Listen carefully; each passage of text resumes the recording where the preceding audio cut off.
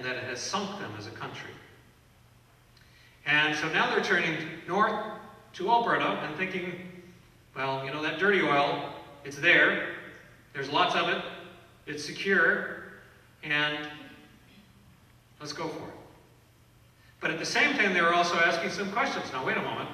If we really go at this resource and really hammer it, you know, we've gone from bloody insurgencies in the Middle East to the ever-increasing reality of disruptive climate change on a scale that could sink capitalism altogether and make the recent financial meltdown look like another picnic.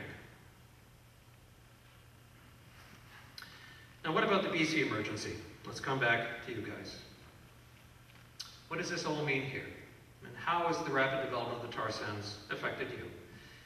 You know, if I were giving this talk in the Maritimes, I would talk about all of your sons and daughters who would be employed in Fort McMurray, and their dreams and their hopes and their aspirations, and the fact that so many of them don't want to be there, so many of them hate what they're doing, but they're there for the money and to send money home. If they do that, a lot of money does not get sent home. It ends up in Boontown Casino or one or two other places in town. So what's the emergency here? Well, there are lots of people in British Columbia, of course, who are working in the tar sands. More importantly, British Columbia has this attitude, and they gave this presentation in Alaska, I think in 2005. They called oil and gas their golden goose. You know, this is the cheap and easy money in British Columbia is coming from oil and gas. The government knows it, and they've used it like a typical petrostate to lower taxes, build infrastructure, and ingratiate themselves with the electorate.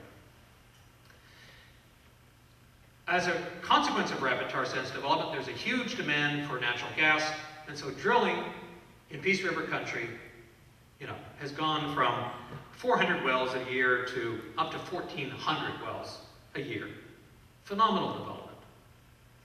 A lot of the gas there is, of course, sour gas. Sour gas is incredibly toxic. It is one of the most toxic substances on the planet, hydrogen sulfide.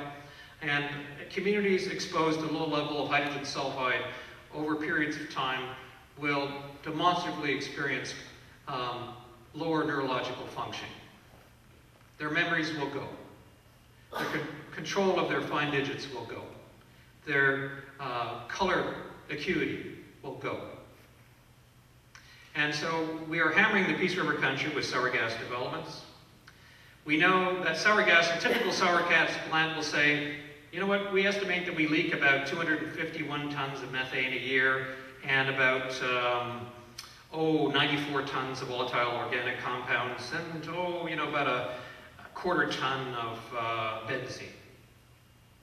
Yet when you go there with real instruments and measure exactly what they're leaking, and we recently did this in Alberta, we found that, for methane, it wasn't 250 tons, it was 1,020 tons they were leaking.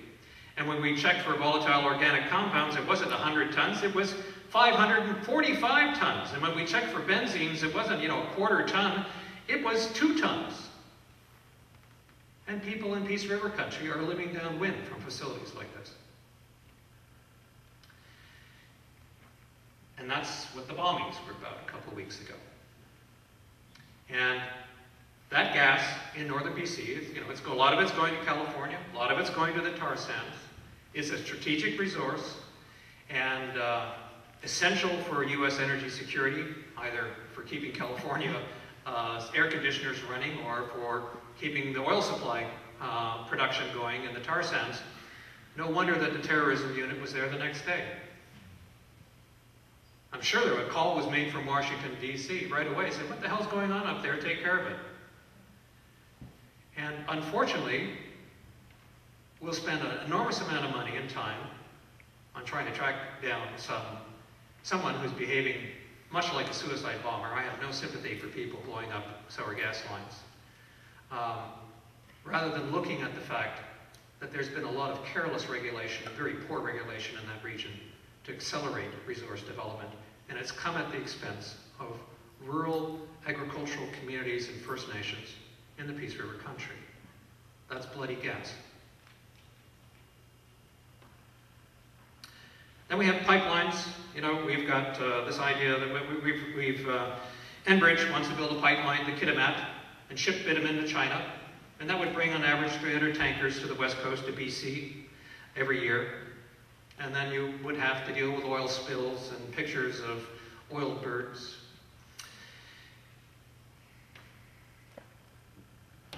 There's also the pipeline that brings oil from Alberta right here to Vancouver to the Chevron refinery.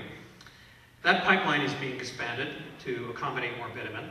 And right now, Vancouver, about 10% of the gasoline on sale in Vancouver is coming from the tar sands.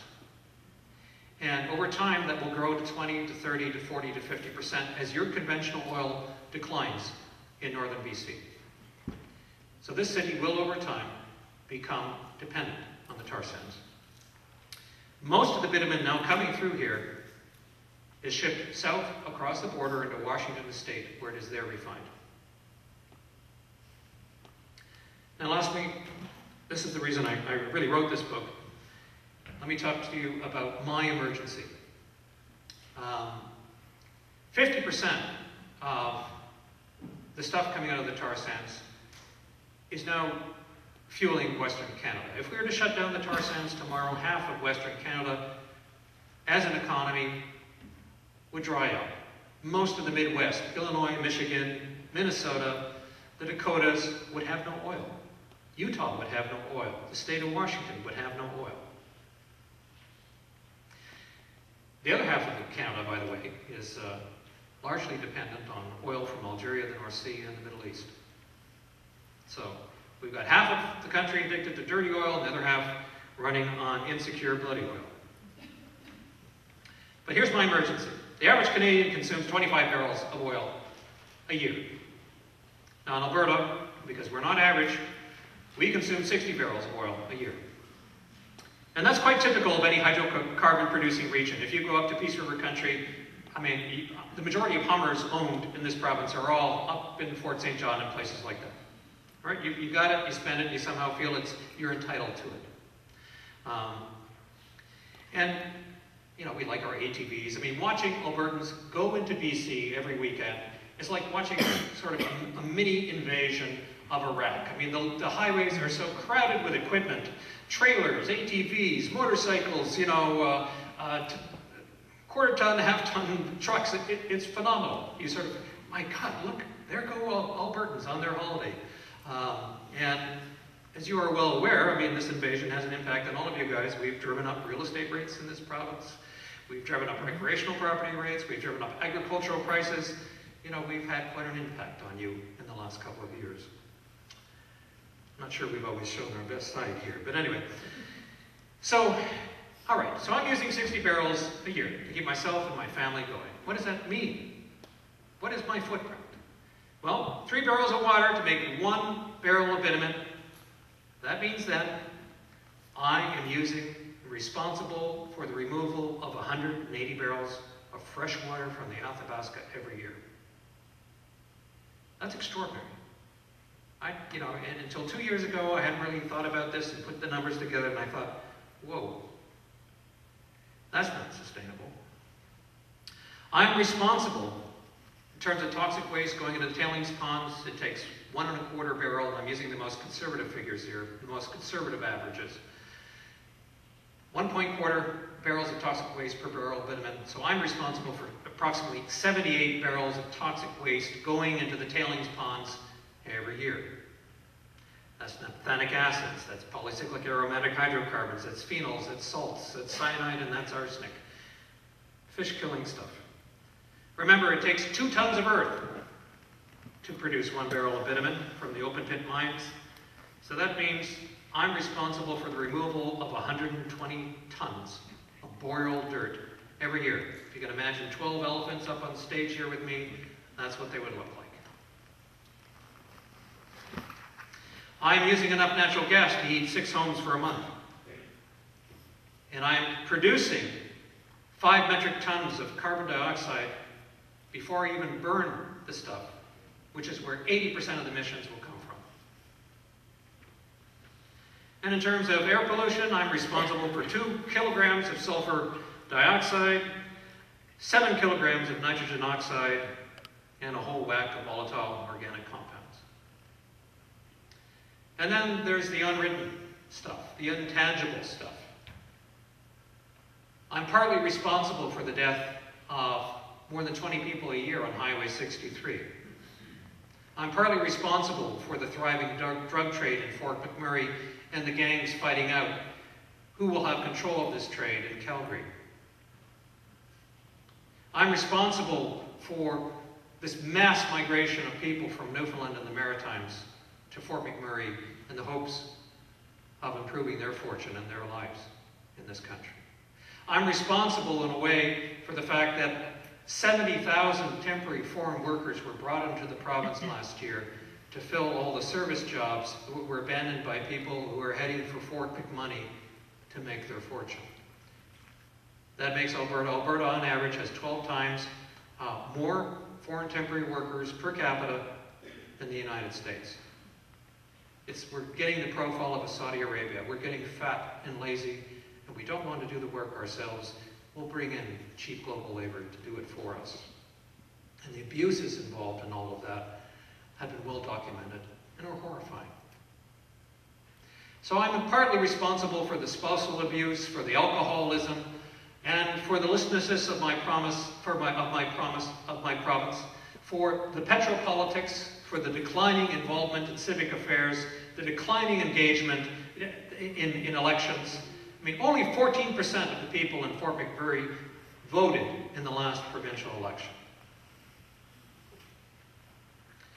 And so that's too much for me to bear. And that's why I wrote this book.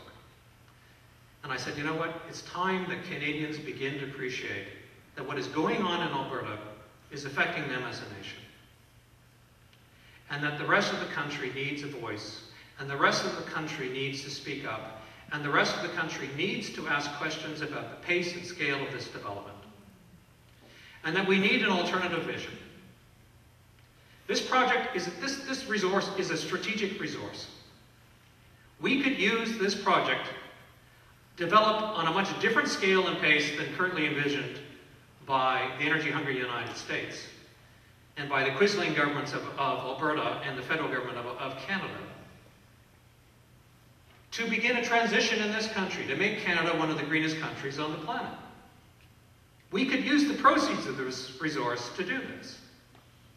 We could use the resource as an illustration. You know what? Oil has peaked all over the planet, and Norway and the Middle East and the United States and China and God only knows everybody who's either producing oil or is a major oil importer wouldn't be in the tar sands if oil had not peaked. And it's a signature, it's an announcement that business as usual cannot continue. And that we could use the tar sands to say, you know what, guys? It's time to start putting solar panels on homes between Calgary and Edmonton. And you know what, guys? It's time to start building zero carbon housing in the north. They can do it in northern Scotland. Why can't we do it in Fort McMurray? And why can't we do it in Inuvik and Yellowknife and in northern BC? And maybe it's time to begin to learn, as China has learned, that maybe we should connect all of our urban centers with high-speed trains, powered in the most part by electricity from hydro dams, very low carbon emissions. Why don't we do that? And that maybe we should have a Renewable Energies Act. And maybe by doing so, like Germany, we could create 40,000 new and sustainable jobs within short periods of time.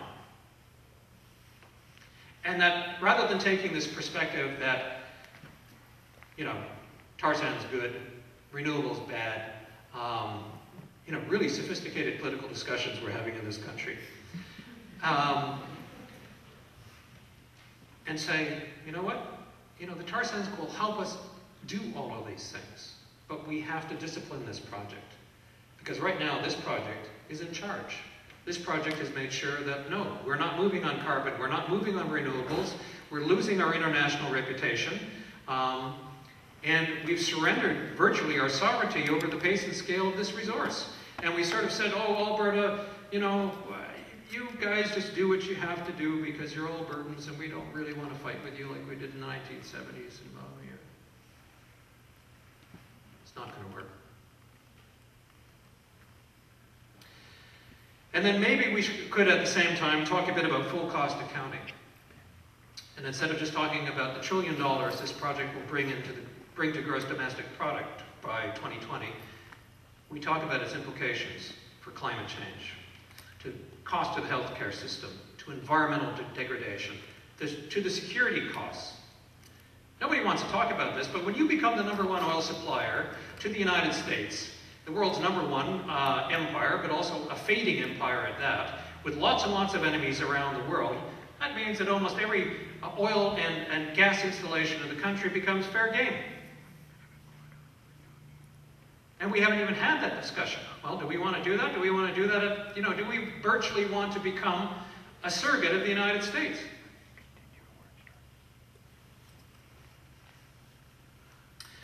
We could have a national strategy for investing resource wealth, a sovereign fund at a national level, and we could revive the fund provincially in Alberta. And if we had those two funds, our dollar would not be going up and down like a yo-yo.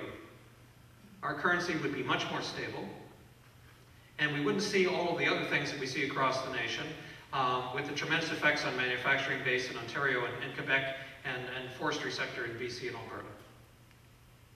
But we never thought strategically about the resource. We never thought about the implications of developing it as fast as we have. And so we are not like the Norwegians. We are like the Canadians. And the Canadians have not thought about these things. And lastly, we could relocalize food production and actually have an agricultural policy that recognize the importance of growing local food because #1, it uses less oil, and #2, it tastes a hell of a lot better if it's locally, and #3, if it's, if we know the food is coming here, it's less likely to have melamine in it. And that would be a great thing to do too. So there's no shortage of good work that needs to be done. And we still have time to correct a lot of the excesses of rapid tar sands development. And we can attack the petrostate by having a sales tax, by having a sovereign fund, by insisting on greater transparency in all government activities in those regards. We can, God only knows, actually develop a renewable energy policy for this country. We can do great things here. But as a people, we have failed ourselves. And this is not a story about us and them. This is not a story of all that nasty oil companies, those, dirty multinationals and all those crazy Albertans. No. Guys. The former CEO of Syncrude came from Prince Edward Island. Most of the guys running those companies are from Saskatchewan or from Ontario. We have the workforces from the Maritimes. We have foreign workers from South Africa, China, Croatia, Hungary. We have people from BC. We have Northerners. We have Aboriginals working on a lot of these projects. This is a story about us. And it is a story we have ignored, and I don't understand it. And this is a story about us coming to terms with who we are as a people and what we want and where we want to go, because each and every road in this nation now leads to the tar sands. And I think really Thomas Friedman has probably said it best. At this point in time, there's lots of things we can do as individuals, and God only knows it's great to come to a province where you can actually get in a hybrid cab from the airport, even though I shouldn't be flying because I'm very much aware of the CO2 emissions. But I do walk to work, and that's my offset program at the moment, which I will have to improve. But this is what Thomas Friedman says. It is more important that we change our leaders than our light bulbs. And I'll let you think about that. Anyway, thank you very much.